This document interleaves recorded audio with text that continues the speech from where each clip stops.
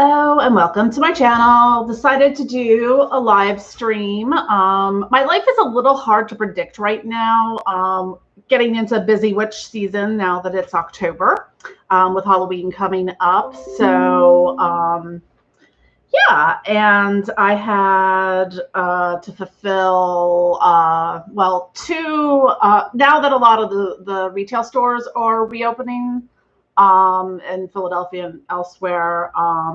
I had to do some major restocks at two of my locations, or two places that sell my products in Pennsylvania. And I also got, I finally finished my wholesale list. So I had to do two major, one I'm dropping off this weekend. I still have to make a couple things for, but I also had two additional or new stores, one of which is in Indiana.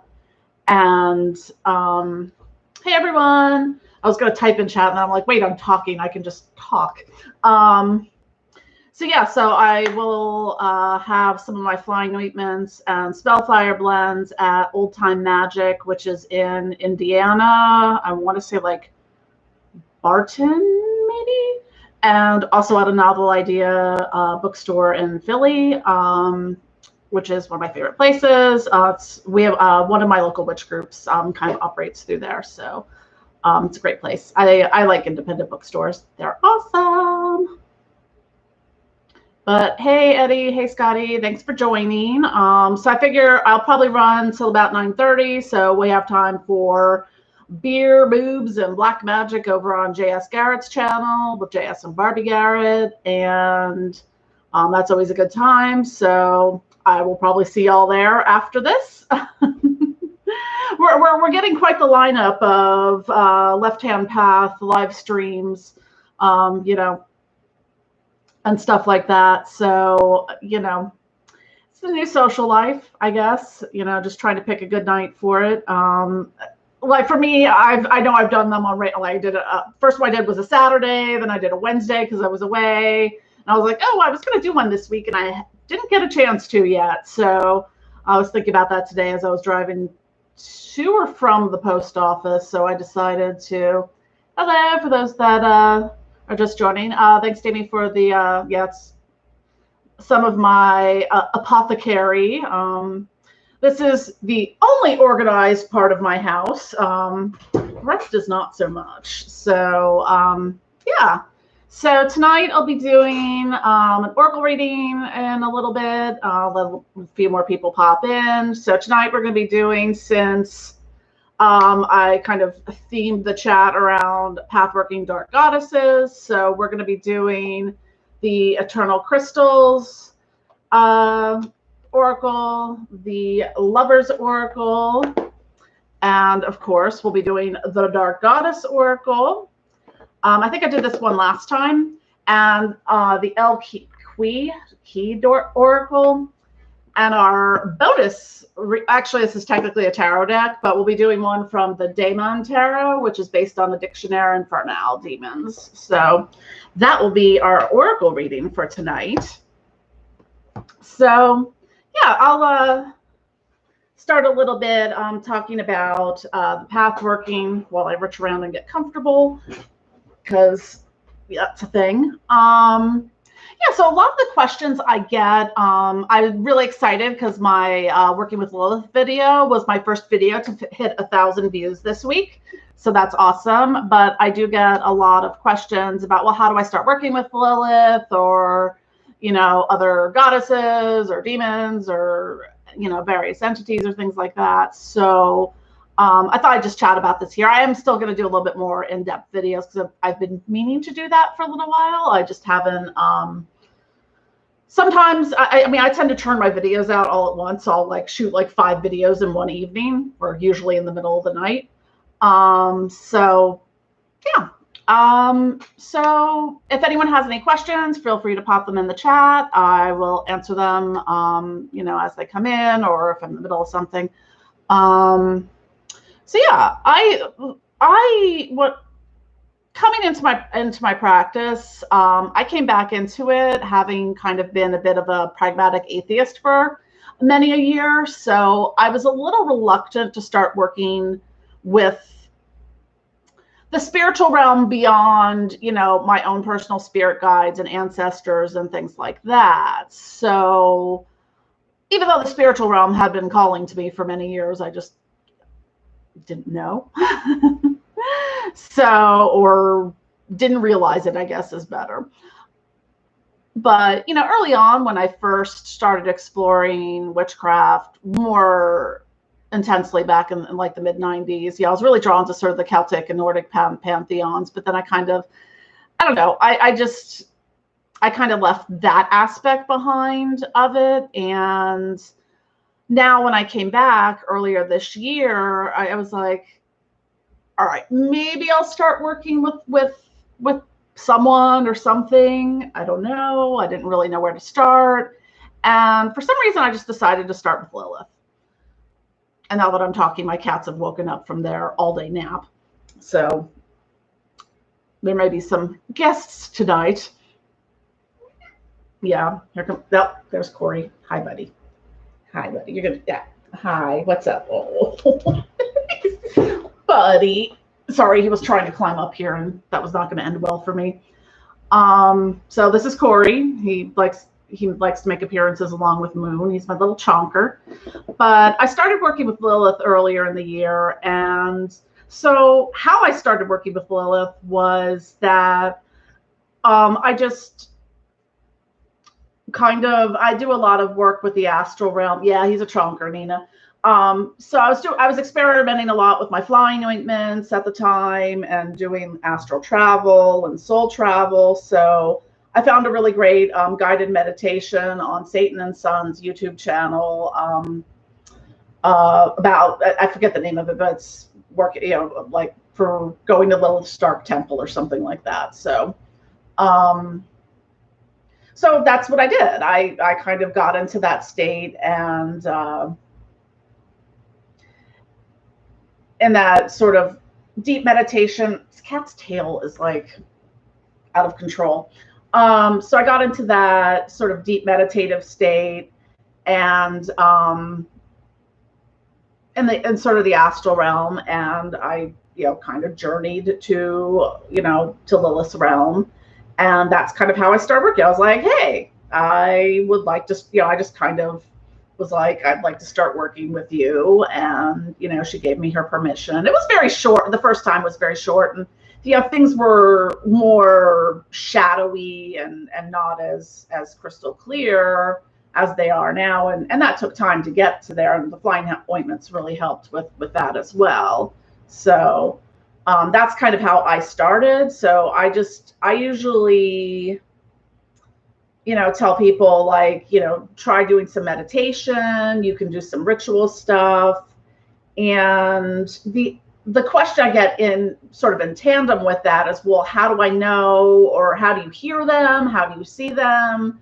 And all of that stuff. So, you know, for me, it's sometimes when I'm working in the astral realm, it varies. Like sometimes I'll hear her and she's talking to me, or it's sort of like her voice will kind of come, or a voice or words will come into my head. Like if I'm asking a question, you know, it'll be the answer to it, but it's not like the answer, like I'm feeding myself the answer to it. You know, it's like, well, I win the lottery tomorrow. No, not that kind of thing. So that's one way. And other times I'm almost like narrating it as like an an observer to myself and what's going on in the astral realm. So Jam asked, how much flying ointment do you use starting off? I don't have any handy. I have a flying oil handy because I was bottling some today. I usually, in the kits that I make, there's a little spatula. So I usually I'll take like a little dollop and put it on my wrists and kind of rub it up and down. And what's a live stream without a cat? Yes. And I'll do that. I'll wait maybe 15, 20 minutes, put on a little bit more, you know, kind of see how I'm feeling, stuff like that. You know, it all depends on how deep I want to go. Sometimes I'll just put it on once. Sometimes I'll put it on 3 or 4 times. But I usually give a little bit of time in between. And also it gives it time to absorb, so you're not like completely covered and greasy and whatnot. No, there's no cat buttholes yet, Eddie. Although Corey heard me talking, so he decided that now was a good time to come downstairs from his all-day nap to see what's going on. Because I could have been talking to another cat, even though Luna's probably still asleep on the bed upstairs. Hello, buddy. Yes. You're on the internets, Corey. Yes, you are. He's one of those nudgy cats where he's like, no, I'm not done being petted yet. It's like, come on, keep petting me. Keep petting me. Wait, I'm going to bite you. You stop petting me. I'm also going to bite you.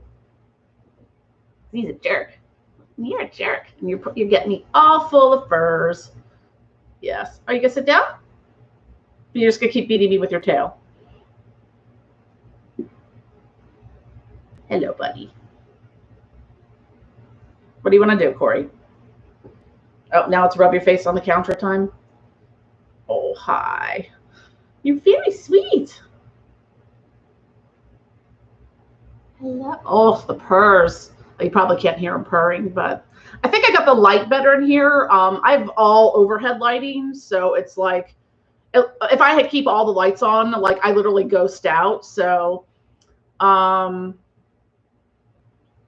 Corey, you are a ridiculous beast. You're very ridiculous. Anyways, so back to pathworking with the dark goddesses. So I primarily was working with Lilith for most of the time, and a lot of the work that I've done with the demonic gatekeepers has been through Lilith. Cats are awesome. Get a cat. You'll find out. Cat butt.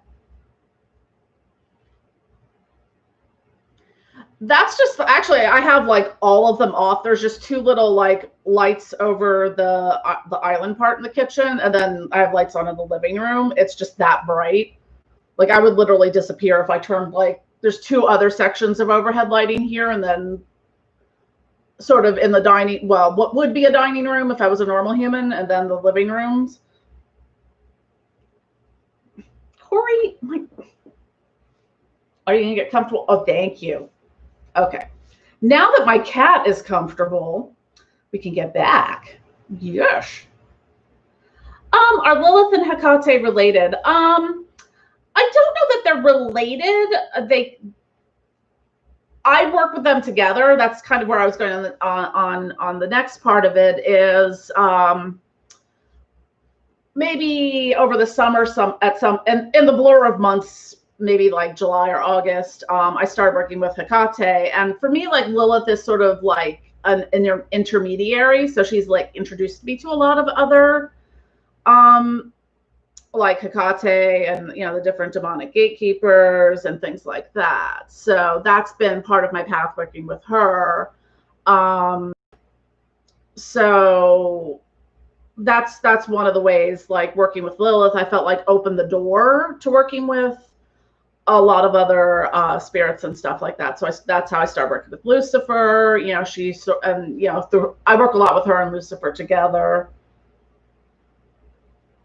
Yeah, that makes sense. You said you've had Lilith show up in a very Hakate role, but not as Hakate, if that makes sense.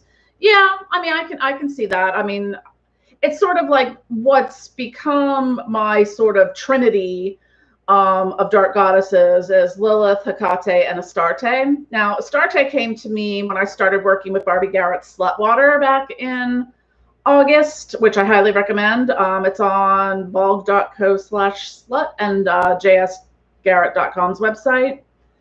Yeah, he's a chunky cat. Tabbies tend to be a little on the larger side. But so yeah, when I like, even I think it was like the first or second time I started working with Barbie Slutwater, like Astarte just was like, boom, I'm here.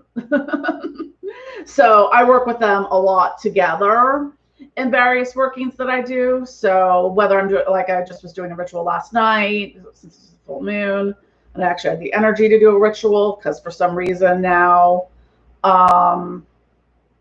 full moons are wipe me out depending on the month. So yeah, I saw that, Eddie. Slutwater in German is Schlampenwasser.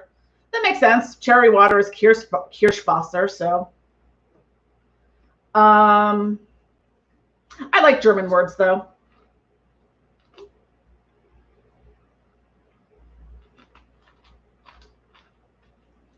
Oh, sorry, Corey. I didn't mean to.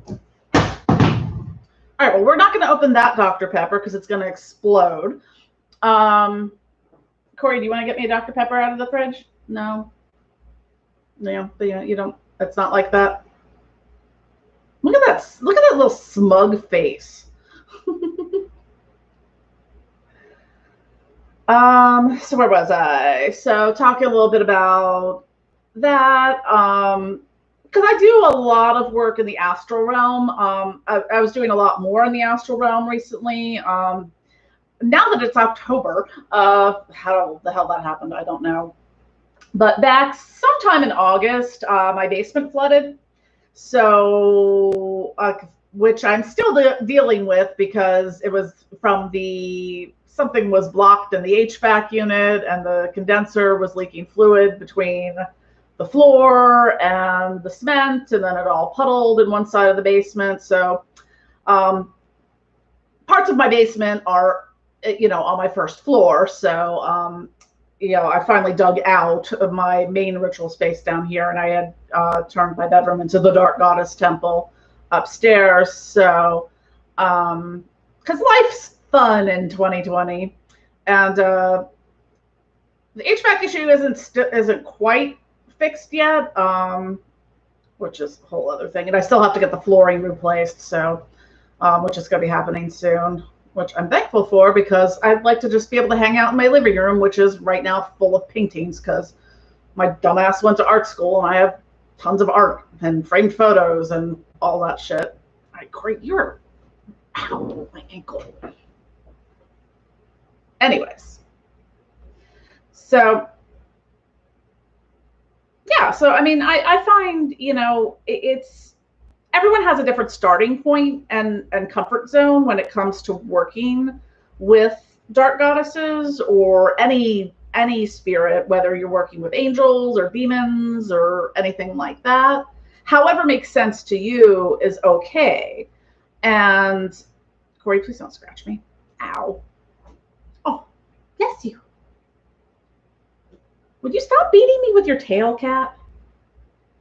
It's like, I do what I want. Anyways, so y'all ready to do, we'll get more into dark goddess stuff. Are you guys ready for the oracle reading? Ow. Well, maybe it's more, Corey, are you ready for the oracle reading? This is gonna be fun. He's like, nope, you can't move. Thank you.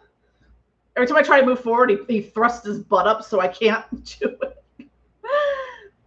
So we're going to start, how I'm going to do this, I explained sort of in the beginning, but I don't know if everyone was here then, is I have 5 different decks. So I'm just going to do one reading for everyone instead of doing like piles and stuff like that. So we're going to start with the crystal of the week from the Eternal Crystals Oracle card.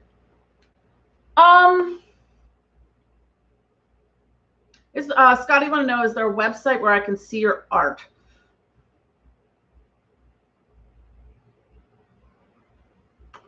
That's a good question. I don't know. I used to have one. I've had many websites over the years. I might have some on, I have an old Facebook page from when I was doing photography. I think it's called Jennifer Vatsa Studios, maybe. But that would, I don't think that has everything, though. That would be just more like stuff I was doing when I was in grad school, photography-wise. Corey, for the love of God, cat. All right, can I put you on the floor? Oracle cards, hold on. I've got to put cat on floor because I can't move. And I need to retrieve my soda that fell. So oracle decks are all different and they're structured very differently. So tarot decks, you have basically your and there is some variation, but you know, they're all kind of, you've got your the major arcana cards, and then you've got all the minor arcana cards, which are usually broken up into like wands, pentacles, swords, and cups. But there's sometimes variations on those as well. Like the Thoth deck is different, and things like that. So with oracle decks, they're all completely different. Yeah, tarot decks can be used also as oracle decks, but oracle decks wouldn't really work as a tarot deck in the traditional sense. But you could do like spread readings with them. So I kind of like mix it up every week when I do them, and I'll pick different decks that I use. So this one, these are all crystals in this one, and I'm justifying buying like $200, $300 worth of oracle decks in the past few weeks. So I'm doing oracle readings now on here. So what will our crystal of the week be? Our crystal of the week is rutilated quartz. Or rutilated. I'm not sure if that is the right. There we go. So, and that is symbolic of home and the root chakra. So let's see what it says about rutilated quartz.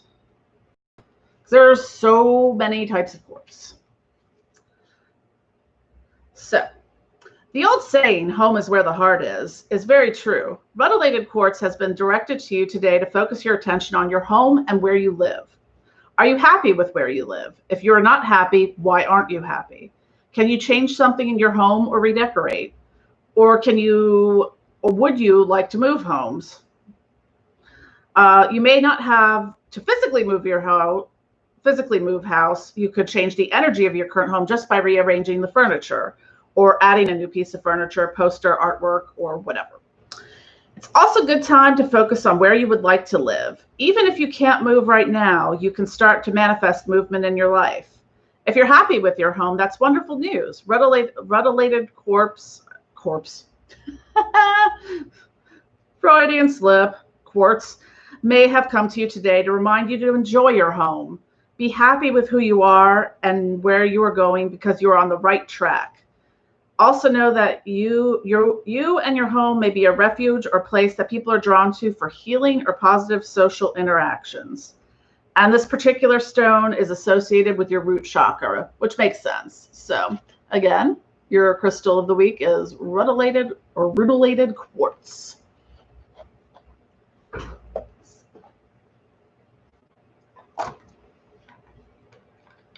Yeah, so as you'll see, like as I go through the different decks, they all have different messages for the cards. So it's not like a standard, like the Four of Cups equals this particular thing or whatnot. So moving on, we're going to go to our lovers or relationship oracle, provided I can get it open. I'm just dropping shit everywhere tonight. So this one is a little different. It's not as, also the cards are heart-shaped, which makes them really hard to shuffle. So, and the meanings are all on the back list. So these are much shorter kind of readings. Some of the oracle readings, like per card, can be very in-depth.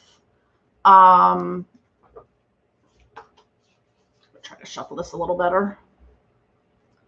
And each day is going to be completely different. That card lines up with what you got last week, so yeah. Yeah, it lines up with me. It's very, because I always feel like I'm in a constant state of trying to organize my house, because I'm always annoyed, like you don't see the pile of boxes that's over there. I at least got rid of the pile of boxes that was in the back of my kitchen, so progress.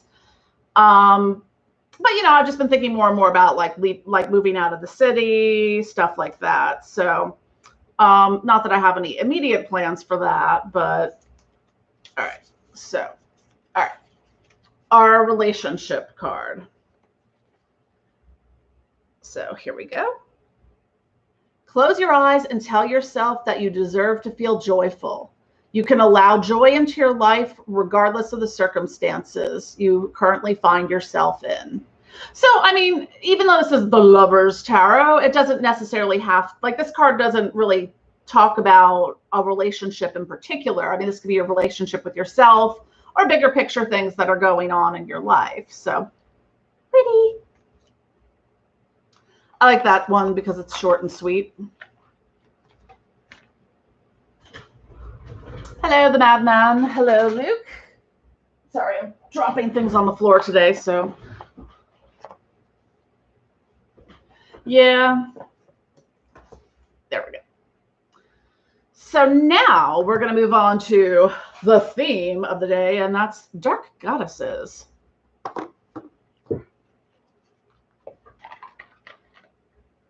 And hopefully we'll get one I can pronounce this time. Last time I couldn't pronounce the one. I like this deck too because it's shiny on the sides. And who doesn't like some shiny? Yeah, the Oracle decks, the artwork on them is phenomenal. I mean, I'm sure there's other, like I used the crystal one first, so I'm sure there's other types of crystal decks and things like that as well. Okay, so our dark goddess that we are going to look at today is Skyla, and that is significant of drama.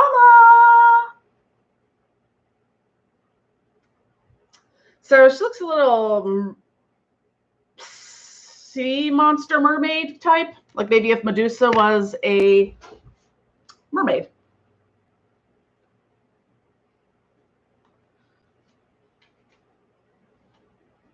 Yeah, I like this deck a lot. So Skyla, she is associated with drama. I have to say drama that way. Hi, Jillian. Attention, please. All eyes on me. 'Tis what all others really see. Exaggerating is not fact.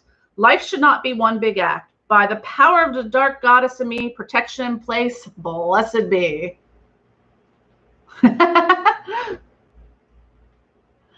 So, dark goddess guidance. You should be on the stage. You're always the star of the show. What is it like to live in your own personal soap opera? Honey. It's interesting how most events in your life always seem to turn into epic drama. Guilty as charged. If you find that you thrive on the attention your words and actions create, then you are definitely a drama queen. Retired. I hung up my drama queen shoes, but I will break them out if needs be. Skyla knows all about dramas and swims in to warn you to pick your performances with care, as you generally seem to make life unnecessarily complicated for everyone around you. It's time to drop the theatrics before you lose your faithful audience. You have immersed the truth and reality into that of dramatic fiction. Skyla acknowledges your insecurities, but urges you to change this defense mechanism, or she will drag you on the rocks until you drown in self-pity. You are important and you should not be invisible. Just try not to be so melodramatic about everything. I'm a Gemini. Ugh. Melodramatic? Like, oh my God.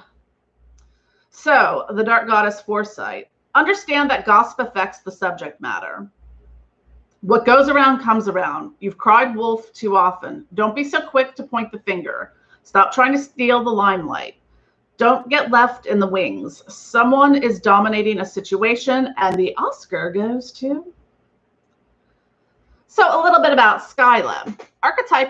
Archetypal drama queen of Greek origin, Skyla haunted the rocks of the narrow waterway. Ships that sailed too close on her rocks lost men to her grasp and appetite. Her voice is likened to the yelping of dogs. That sounds pleasant. She is the nature of treacherous waters, treacherous waters, stormy, violent seas, and rocky shores made flesh. So that's an interesting one. I don't actually know a lot. My memory of Greek mythology is a little rusty these days, but that's a good reminder. You know, I've dealt with my fair share of drama over the years, and it's one thing, you know, I've learned to be like, okay, is this worth getting upset about or angry about or freaking the fuck out about? So, oh, Nina, I'm June 5th, so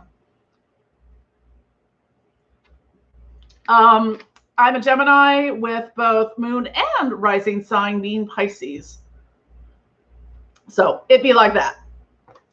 But, you know, one of the things I've learned with, especially being on the internet for, Jesus Christ, 26 years at this point. It feels like 1994. I got on AOL. I've been involved in a lot of drama, online and off. And yeah, picking and choosing your battles is key. Very key. Not everything is worth it. It's not. And let's see, just look at the chat. Yeah, it could be like the Lorelei, or I was thinking Siren too when they were talking about the mythology and stuff behind it.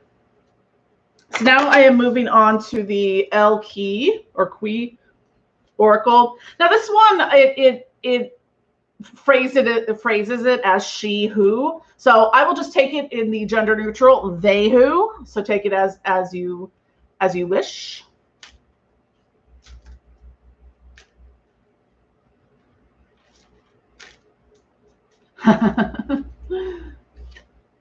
So for this one, we have Valaris.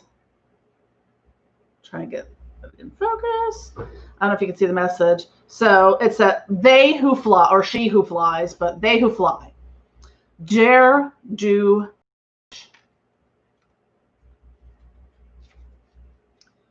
Valaris, she who flies, locks eyes with you, and you know they are the windows to your soul. What do your eyes tell you when you peer into a mirror? Our lovely wild woman holds you in her gaze, challenging you to ponder what your own animal self might answer. She is the feminine spirit of Icarus, who dared to fly so close to the sun. The bird skull, which she has in the card on her head, represents the thought of going too high. It serves as a reminder of what can happen. But the feathers point out the wild soul's call to fly. The message of this card is don't hide from your dreams, seeker. Do give into crazy flights of fantasy. Spread your wings as wide as you dare, but also listen to the advice of those who may also have dreamed, also have flown and survived the fall. Remember, many great things have come about because of those who dreamed but failed. Your failures propel you forward toward your successes. Now launch yourself, dreamer. Spread your big, wonderful heart so your soul can take flight. Don't fear the fall, embrace the light. So it gives you 3 questions at the end of this. What is my loftiest dream? What is the worst thing that could happen if I went after my dream? What is the best thing that could happen if I went after my dream? So, you know, that's interesting. I like that it gives you like little like questions to ponder and stuff like that, because so many times we talk ourselves out of things, you know, especially when it comes to our dreams and things of that. Yes. I hear you, Eddie. Yes. Cue damn Yankees and also fuck Ted Nugent. Sorry. Anyways. So yeah, so I'm feeling so far through what I've read is there's a lot of sort of grounding that needs to go on, whether you're looking at your home or situations that are going on with drama, within relationships, within your own relationship with yourself. So now our wild card of the week is going to be from the Daemon Tarot, which is based on the Dictionary Infernal Demons. Yes, exactly, Krasinski. Go lucid and create your own dreams. This one is similar to the Occult Tarot, but the Occult Tarot is the Goetic demons.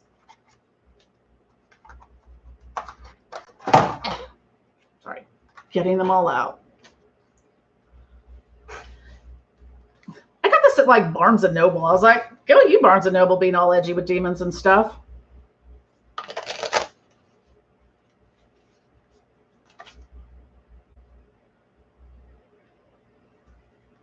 Yeah, I think the occult, is the occult tarot? Yeah, the occult tarot one kind of gives you a relation of the demon to a particular tarot card. I'm not sure if this one does as well. So let's see what demon we get. And if it's one I've heard of. There's a lot of demons. So we have Uranome.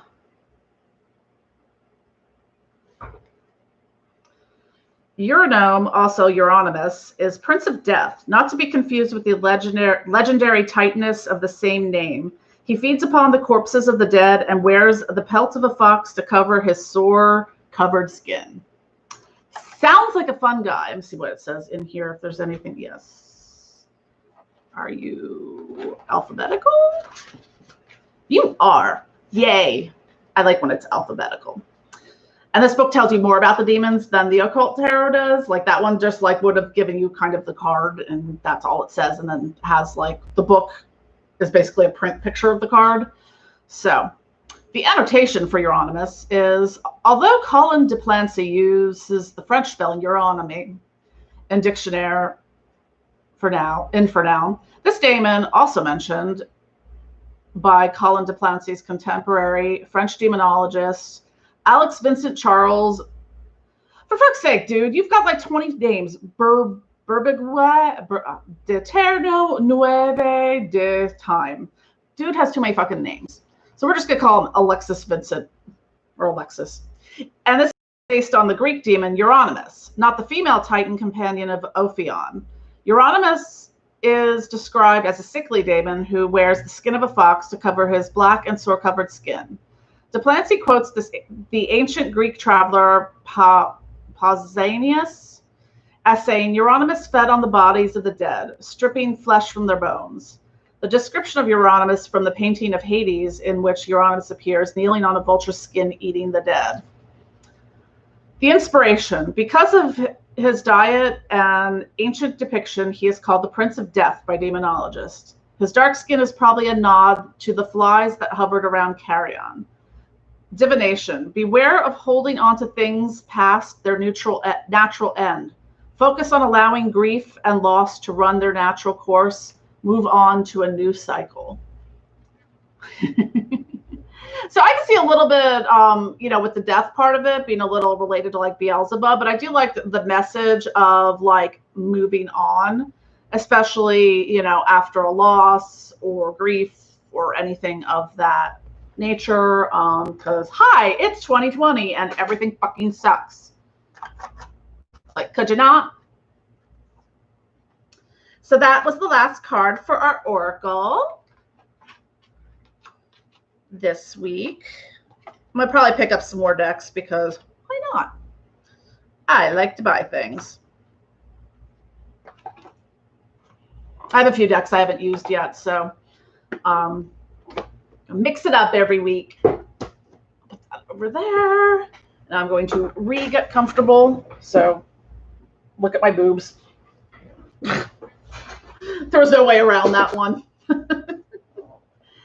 So we got a little bit of time left. Let me just look at the, sorry, it'll actually help if I grab the mouse. Let me just look at the comments.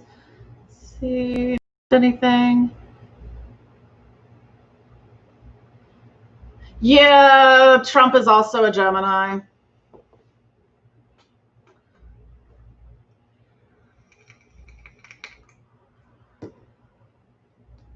Interesting to see his rest of his chart.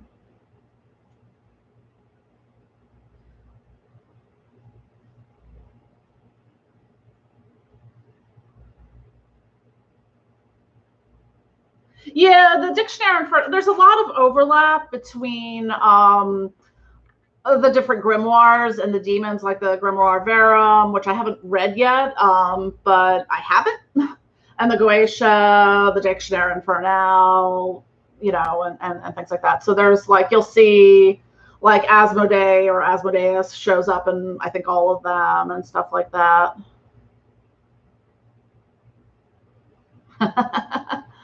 Getting that death current, says Arachnos. I'm seeing a Hecate x Euronymous team up.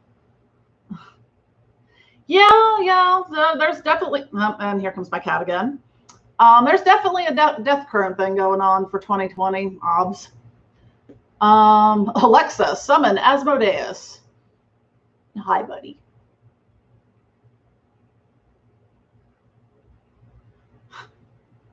Yeah, that would be great if you could get an Alexa to summon demons for you. Yeah, Krasinski, yeah, that does say the catharsis is a common theme with working with the death current and underworld gods and goddesses. Yeah, you bought a Jam says I bought a house this year, but also gained a divorce in 2020. Yeah.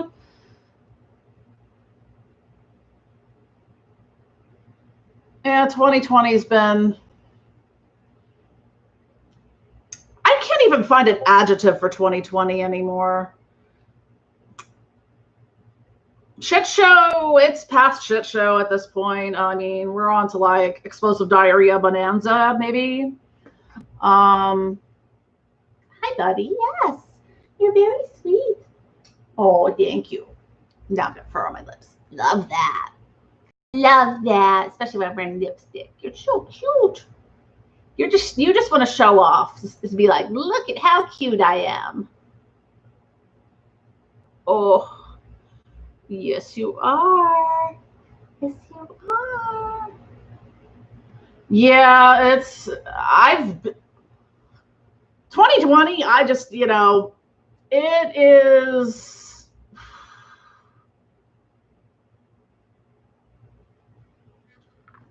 I'm at a loss. And when a Gemini is at loss for words, let me tell you, that says something. Yeah, it's been a year of releasing and discovering and rediscovering and forging new paths and destroying that which no longer serves you. Thanks, Abaddon. Hi, buddy.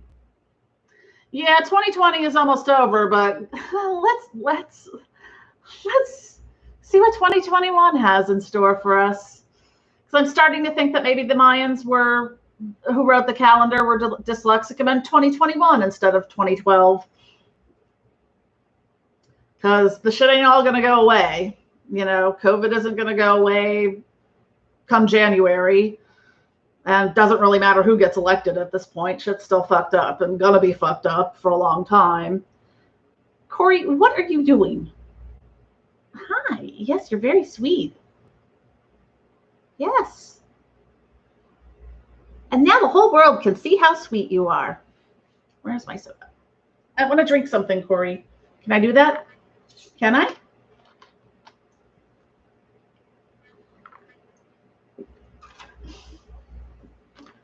Eddie says, Joe Biden is the Scranton Strangler, the Office reference. Good one. Oh my God, this cat. I just put this clothing on like an hour ago, and now I'm all covered in orange cat fur. Why is that? The madman says, my state got rid of its governor's authority today. I guess since you're the madman from Michigan, you're talking about Michigan?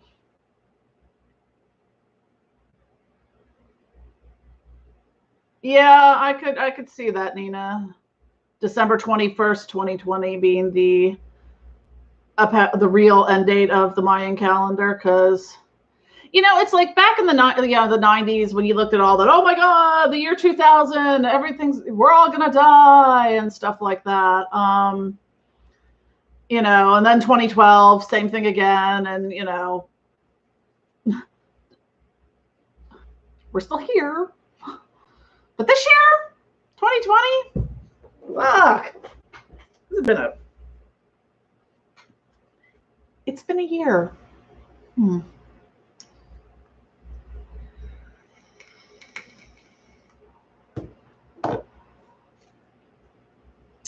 yeah, I mean, looking at, different things that people have said,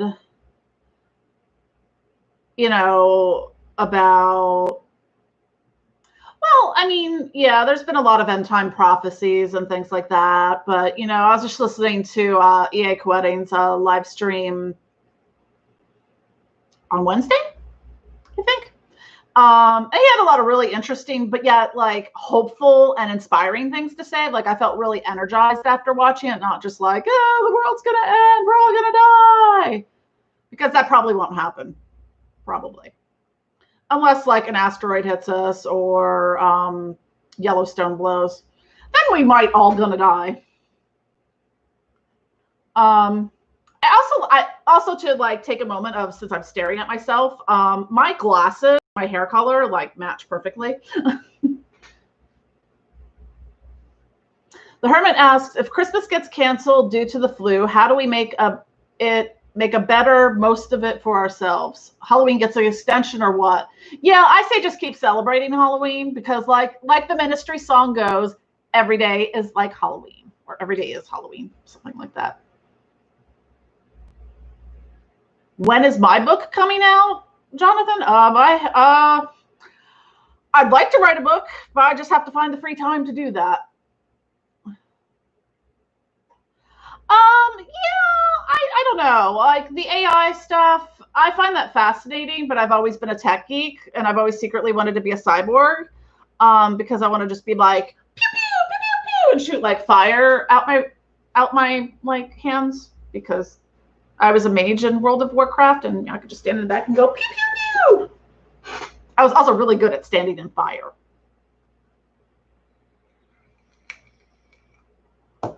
Yeah, that 6 months of March, Eddie, was bullshit. I say we get 3 months of Halloween. I was very sad though. I had to go out one of the days this week to run some errands, and like it was really like paltry pickings. Like I had to go to Michael's, and I was all excited. I was like, Michael's, Halloween, woo! I didn't buy a single Halloween thing because there really wasn't much of anything. And it's not like I had it all. There just really wasn't. But then I was like, oh, look, there's a Spirit Halloween next door. And it was pretty much 99% costumes. I'm like, well, that's kind of irrelevant for a year where probably most people can't have Halloween parties. So I was a little sad about that. I was at Lowe's to pick up some screws for my bookshelf issue. So I'm terrible at putting things together, apparently. I burnt out a bunch of the screws. So I had to get more screws. I'm going to have a friend come over and help me.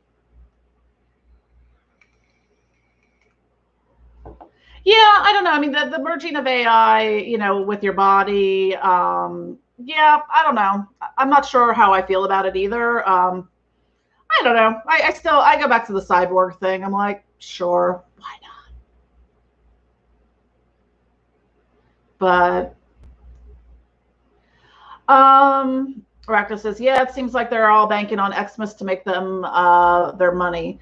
Well, I mean, it's interesting. One of the things that I found, like, as a business owner, being that, all of my in-person events were pretty much canceled this year. And, the stores were, that where I sell my stuff at other people's stores and stuff like that were all closed for most of the year, or are still closed, or just reopening. Online sales have been insane. Like, I mean, between January and the end of March, my sales tripled, and then they tripled again, and we're holding steady from April to now, and it just started going up a little bit more from there. So a lot of people are doing, because I mean, I sell a wide array of things, not just witchy, products and things like that. So like a lot of, like, probably my best sellers are actually like all the bath salts I make.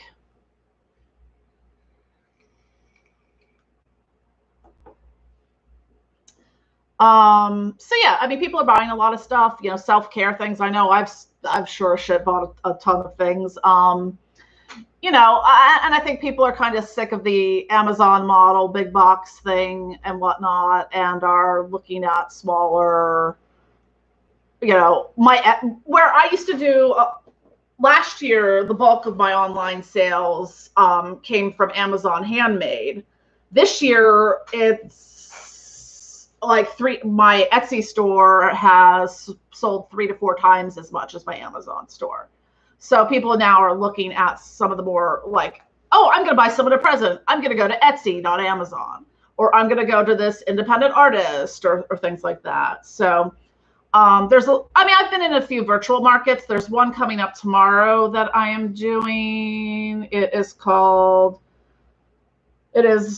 the Virtual Full Moon Magical Market. It's held by Moon, Serpent, and Bones Oddities and Curiosities. I'll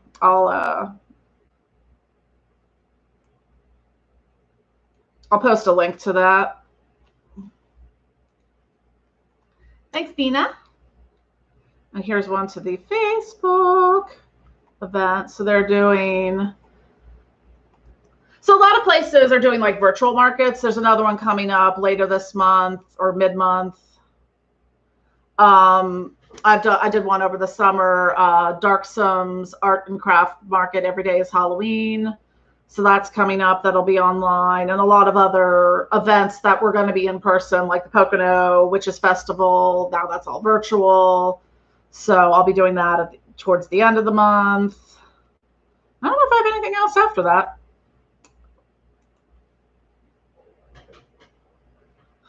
Thanks, guys. Yeah, I mean, Madman said spirituality is profitable when fear is commonplace. I mean, that's true to some extent, but I mean, there has been, even prior to this, there has been a large uptick in, at various points in time about, where there's been an influx. And you're seeing it more with, the younger generations. Those Gen X, hi. We're not all Karens. But yeah, like, the millennials and Gen Zers aren't like, oh yeah, most of them are like, yeah, fuck mainstream religion, and stuff like that. So they're more open, and these things are more available than they were when I was their age. Like when I was first exploring the occult, like you had to find like maybe a bookstore, like a cool bookstore, or an occult shop or metaphysical shop in a larger town or bigger city, because we didn't have the internets.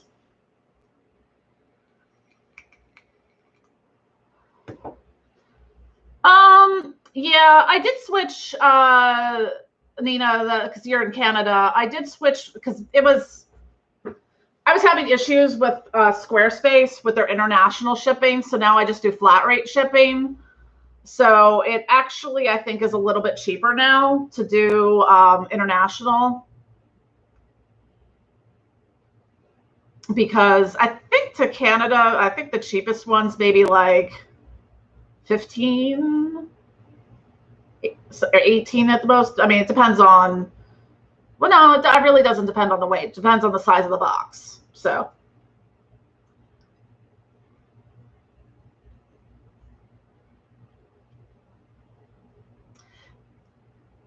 Oh, thanks, Samantha. Yeah, yeah, I've had a lot of great reviews of the flying ointments.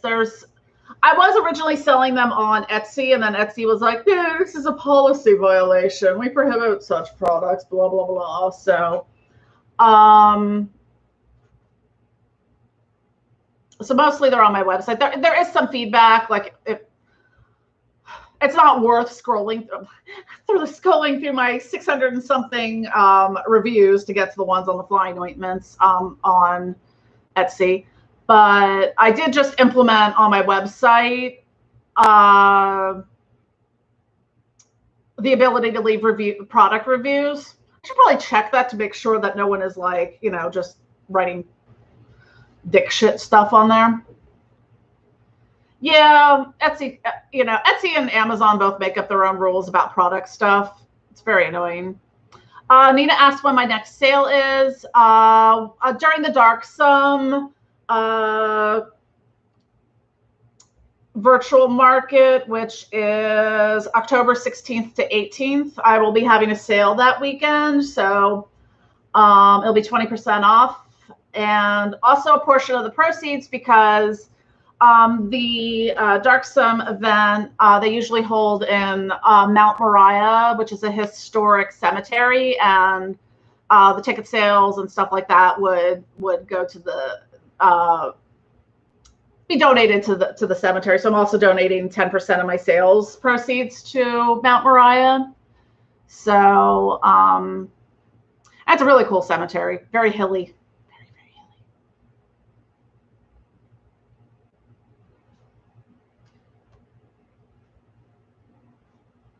Yeah, Eddie, I had the same thing. I mean, he said, a cult shit pre-internet was a hard living in the middle of nowhere.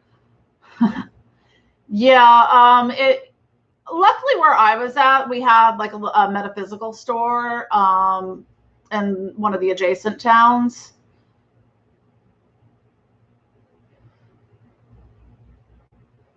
Yeah, Etsy, it's very vague. Like they're like, oh well, you know, we prohibit the sale of products with like certain plants, like, or things that are meant to get you high.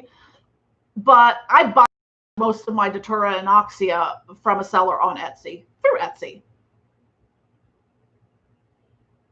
So I think it was just that suddenly my sales went up and they took notice.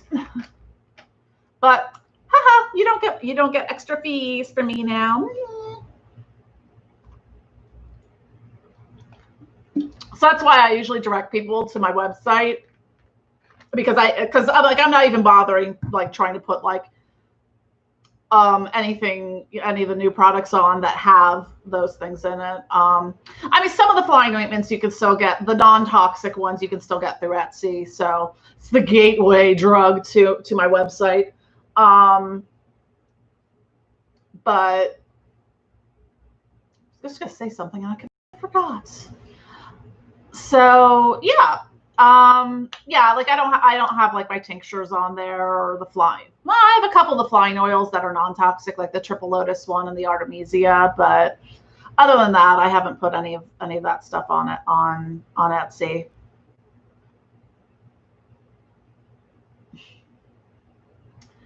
Yeah, it took me a while for my Etsy store to take off. Like I started it in, I guess, like fall 2018, and it really didn't take off until this year. Yeah, I would get something like, yeah, a few sales here and there and stuff like that. And now it's just, you know, off the charts. Eddie asks, so what is lotus? Is that a flower or something? Yes. So there's several different types of lotus flowers. They're also called water lilies.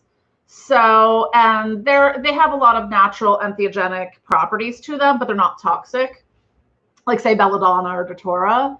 So the most common one you'll see is blue lotus, and that's very, you know, it's nice. It's very relaxing. You can use it in like a tea, also an aphrodisiac.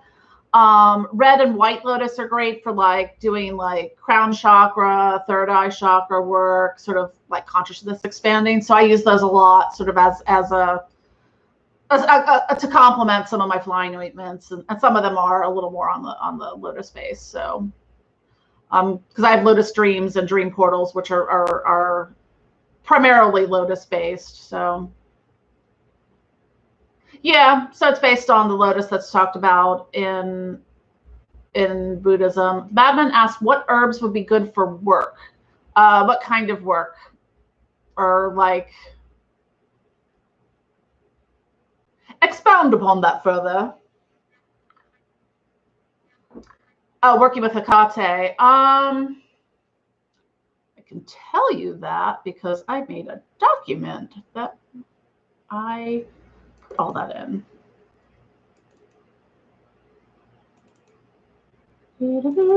So what herbs are good for working with Akate?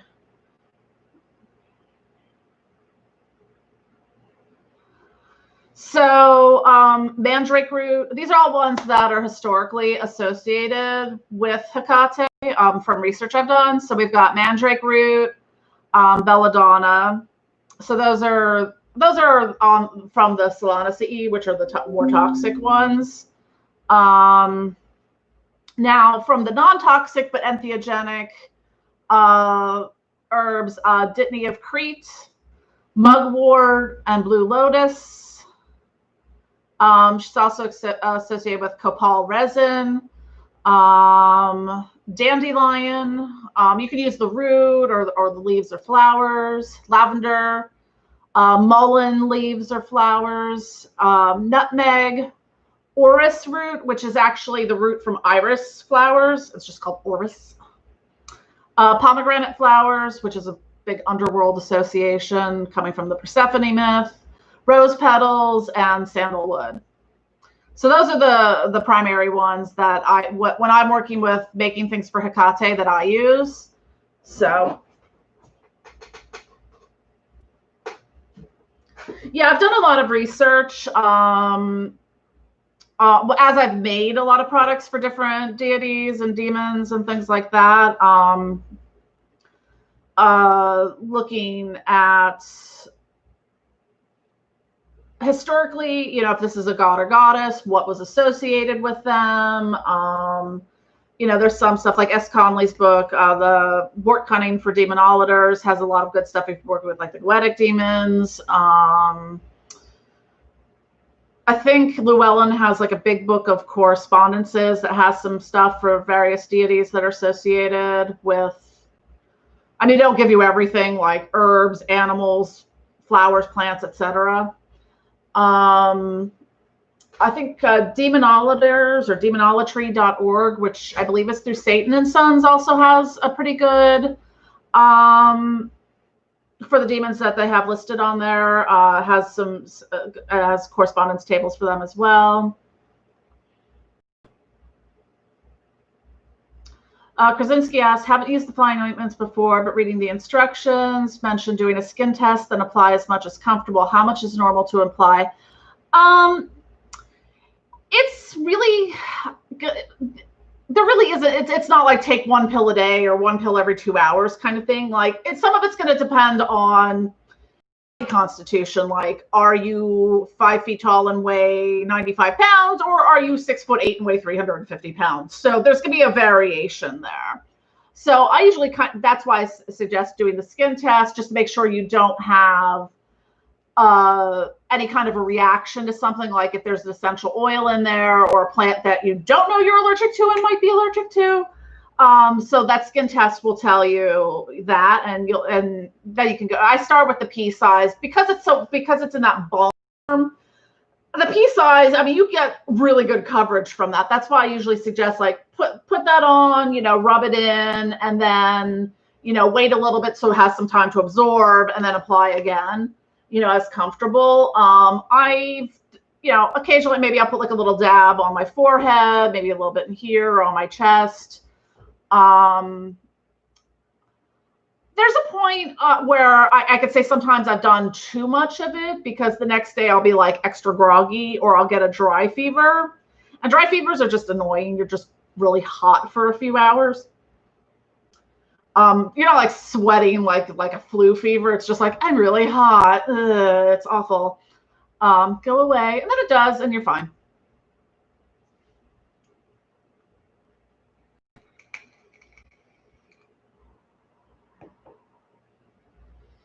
So yeah, hopefully I'm in the process of restocking a lot of flying ointments. So I do have some new ones that'll be, let me flip over to what I was doing that are in the works. I have one that I designed for doing moon magic, like around full moon time. I'm going to do one for Freya, because I recently started working with her through Lilith. And Medusa's made, I did release the Medusa one already, because she's also come through in my workings with Astarte. And King Paimon showed up and was like, I would like a product line too, please. So apparently I need to do a product line for King Paimon, even though I've never really worked with King Paimon. So, demons, eh? And I have another one. There's another a new herb I got that's it's referred to as sun opener. I forget the botanical name of it, but it's a really nice one. So I'm thinking of doing something based with that as well. Yeah, because two of the stores that one I did a restock on, and one of the new stores like pretty much wiped out my extra stock of flying ointments. So I still have everything in stock. It's just that I'm like, okay, I've only got 2 of these left, so I need to make, and this one sells a lot, so I need to make more of this one, and you know, it just takes time. I just started up I think I just finished up a batch of Dream Portals today and got that packaged, and just started a batch of Go Ask Alice. And then I've got to work my way through Sex Magic, Flying High in the Sheets, Bella Blue, then maybe some Hedge Witch and Shadow Work. So probably got another week's worth of flying ointments to make before I can get to any of the new ones. Although maybe I'll cheat and throw one in there somewhere. Yeah, Madman. Let's see. So he said the flying ointments are where the witches flying on brooms came from. Yeah. So in the European folklore about going into the historical records from like the witch trials and things like that. You know, it was flying to the Sabbath. So, you know, the flying was, on one hand, it was related to the fact that these things had entheogenic properties that could make you high as a kite. So you would be flying to the Sabbath. And also, whether it's true or not, it was said that witches would put the ointment on their broomstick handles and ride it, if you know what I mean. Wink, wink, nudge, nudge. So that's a little bit of the history, kind of where that comes from. Now, most of it's probably not true. I've been taking Harold Roth's it's called the Witching Herbs class. So the first week of it was reading a lot, and I've read some of this already, or different variations about sort of the history of flying ointments and how they were used, and according to which documents what was used and what variations of things were used in them. So that's been interesting. Yeah, there was actually one of the articles I had to read was called Belladonna and Baby Fat. So in like the various witchcraft trial documentation, and maybe the Malleus Maleficarum, they said, oh yeah, they used, killed babies and used baby fat or baby lard or, things like that. Probably not true. I'd be willing to bet entirely not true, except for maybe that one guy, There's always that one guy.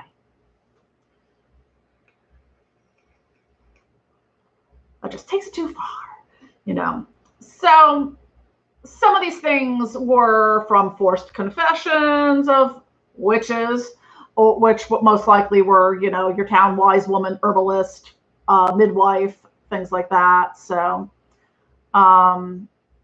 some of the stuff with the baby fat part of it probably gets associated with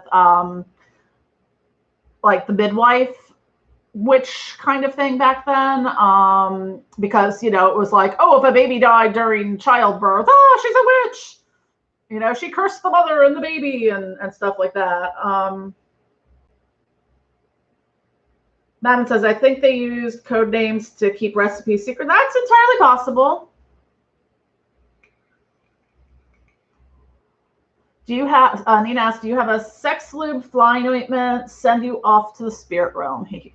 I would not recommend using any of the flying ointments that I have in sensitive areas like that, because they do have essential oils in them, and that can, not be fun. Let's just say. I think out of all of the things that I have that can be used for that, the Mandragora flying oil, which is mandrake root, that's been infused in fractionated coconut oil, and mandrake oil is safe to use on mucous membranes, and that doesn't have any essential oils in it. And mandrake root is an aphrodisiac as well.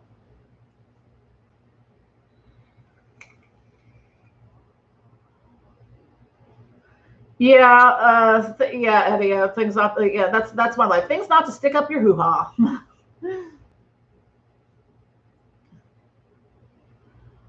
Kelly asked, "I'm curious about formula fails. Times you tested a formula and said nope."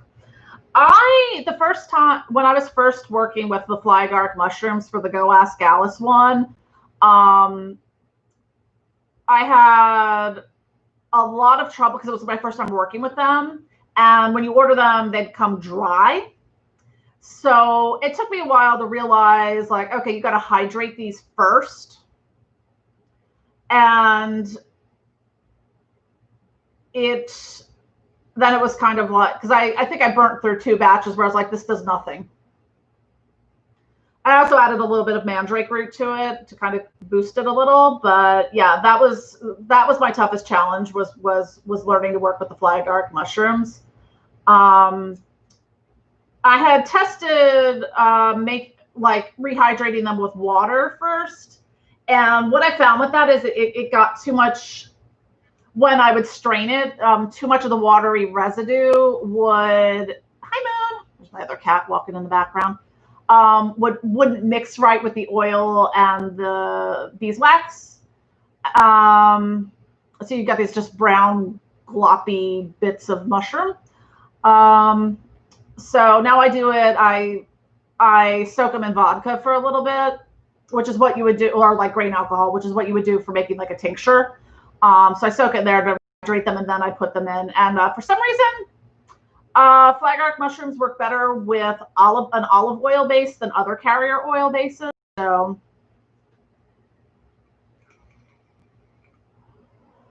yeah, Krasinski. I mean, basically, the witch trials were the satanic panic of that era. And who did a video? Someone just did a video about the satanic. Oh, I think it was DH Thorne did a video recently about like sort of the resurgence of the satanic panic, because we're old enough to have lived through the satanic panic. But yeah, actually, the satanic panic is alive and well. There's a recent documentary. Hi, Moon. Is it your turn now? Hi, girl. Sorry. Cats. This is Moon. Say hi, Moon. So there's a new documentary about the satanic panic called Detestable. It's on Amazon Prime. But yeah, it's same shit, different day. You know, people with, telling the stories, and this person was murdered, and it's a satanic cults, and we were all. It kind of falls a little bit into a lot of that, like QAnon, everyone's a pedo, kind of bullshit thing. But with the satanic panic flair, that was, yeah, because people still believe this stuff, even though it was kind of proved to be horseshit. Like a Moony. Hello, Moon Kitty. Isn't it? Satanic panic is bullshit, right, Moon? She's like, fuck yeah.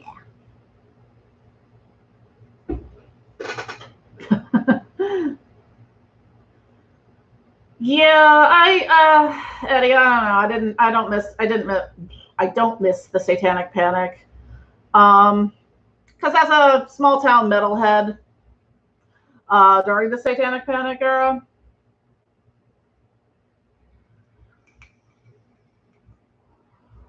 fun times. I was just recently watching an interview. I forget what YouTube channel it was on, with Lucian Greaves from the Satanic Temple, and he was addressing some of the stuff with the nouveau satanic panic and its kind of relation to the QAnon stuff and all that, like all these satanic pedo cults and things like that. I'm like, actually, most actual satanic people would probably put death curses on pedophiles, not be pedophiles. So I think I'm going wrong.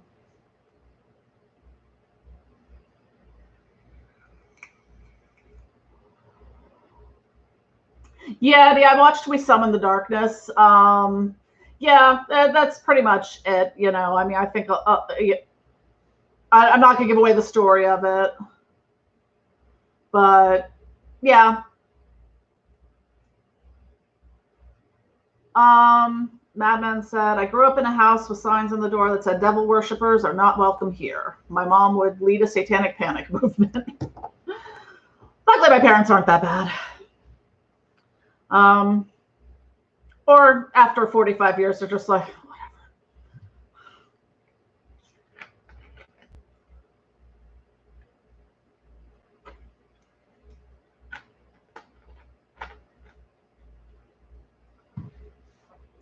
Nina says, I think I missed the satanic panic. I grew up in Norway and we didn't know that existed. You had a different kind of satanic panic in that area back in the 90s with the black metal bands burning churches and stuff. So, a little different.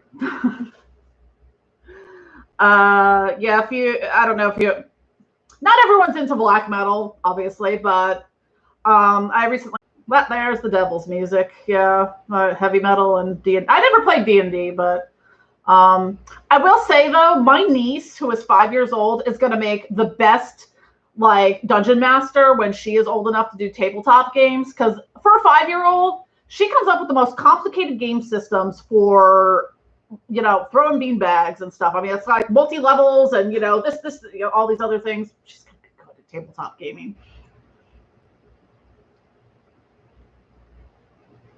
Yeah, I don't know if there was a satanic panic in Canada.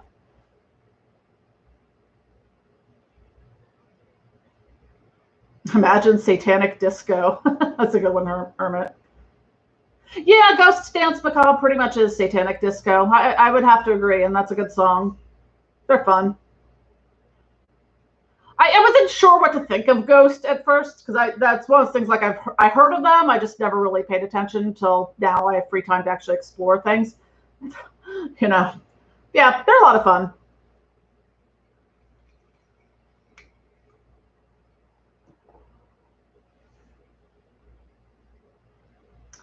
But I don't know. Anyone have any final questions or anything? Because it's about 20 after 9, and Beer, Boobs, and Black Magic is coming up on JS Garrett's channel at 9:30.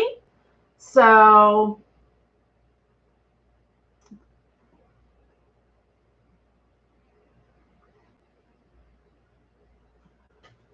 yeah.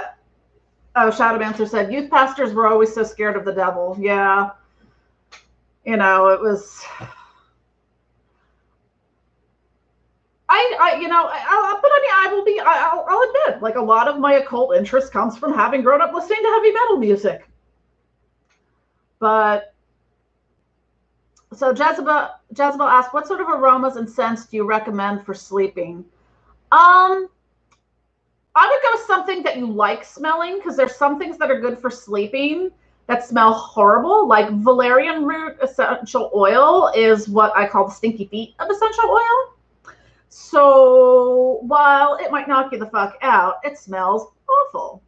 Same thing with rue. That smells like peas. Not pea, like green peas.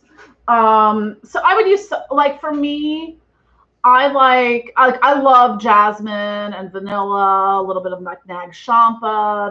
That's what works for me for like smells that I find calming. Because a lot of things that may be therapeutically calming based on their chemistry, like lavender or Roman chamomile, those aren't my favorite aromas. So yeah, that's I would go with something that you like the smell of. So if you like something more woodsy, I would go with like cedarwood or patchouli, even Palo Santo, sandalwood.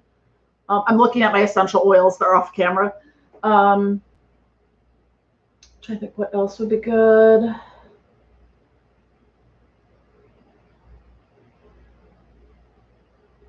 Yeah, valerian is just so stinky.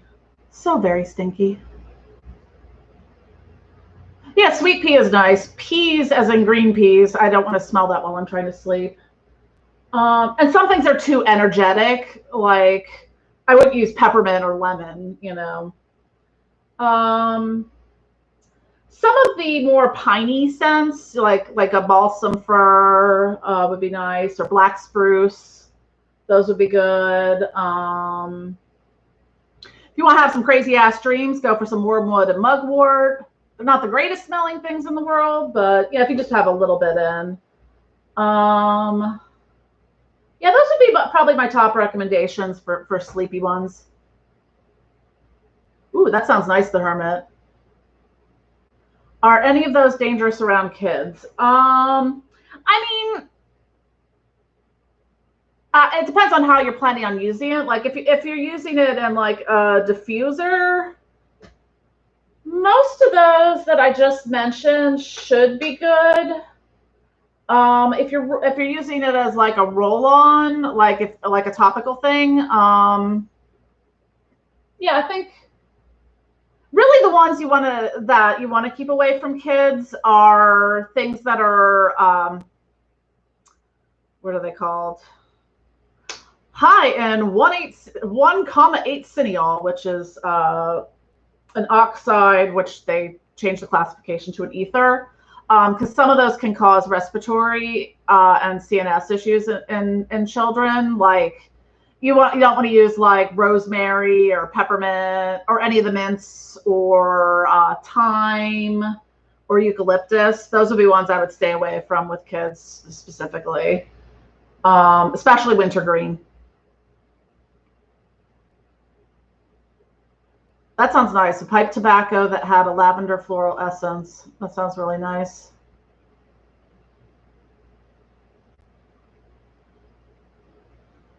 Yeah, pine can also be uplifting, but there are multiple types of pine essential oil. But they also, one of the things that the pine and firs and spruce essential oils are good for is they like open up your breathing. So you're gonna have more deep breathing, which is gonna be more relaxing.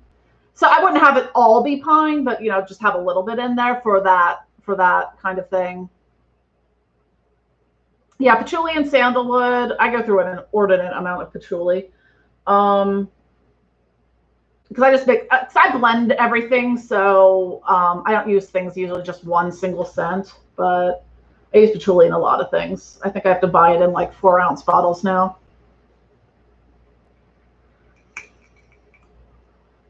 Yeah, red sandalwood is nice. Actually, there's the one sandalwood I really like. Not every place carries it, but if you can, it's expensive too, like all sandalwood. But if you can find a Royal Hawaiian sandalwood, it's a really soft sandalwood aroma with a slight vanilla accent to it, and it's really quite lovely.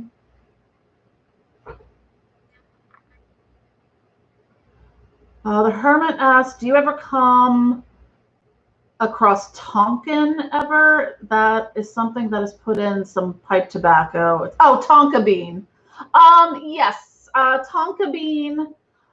Tonka beans actually, in and of themselves, the beans are actually slightly toxic. So you can get tonka bean absolute, which is a solvent extraction essential oil form. It's just really expensive.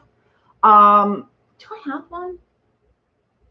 I can't remember if I have one or not. I do have a synthetic of it, because some of the more delicate flowers and things that you have to do solvent extractions for also get very, very, very expensive. So yeah, tonka bean is really nice. It kind of it's kind of like a slightly vanilla, earthy kind of aroma to it. Yeah, tonka bean. Yeah, you wouldn't want to like. Yeah, it is listed as like in toxic herbs. So that's not. Yeah, so I could see that, but yeah, tonka bean is nice. I do like that one. I like that aroma.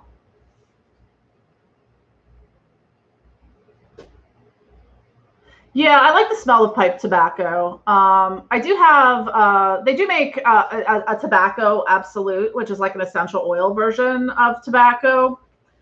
They extract it, they do a solvent extraction. So there's a couple different ways they make essential oils real quick as we wrap up. So the main way that it's done is through steam distillation. Solvent extraction is they extract it using a solvent like ethanol. And there's also CO2 extraction, which they use the CO2 to extract it from. And those are usually like the primary ways that essential oils are made. So if you see, like, if it says Rose Absolute, it's just a different method of how it's made versus Rose Essential Oil. And the Rose Absolute's actually much less expensive than Rose Essential Oil.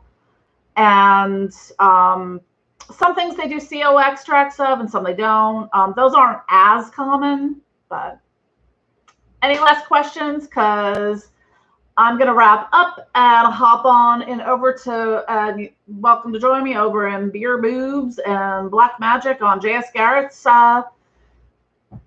YouTube channel. So, to the boobs!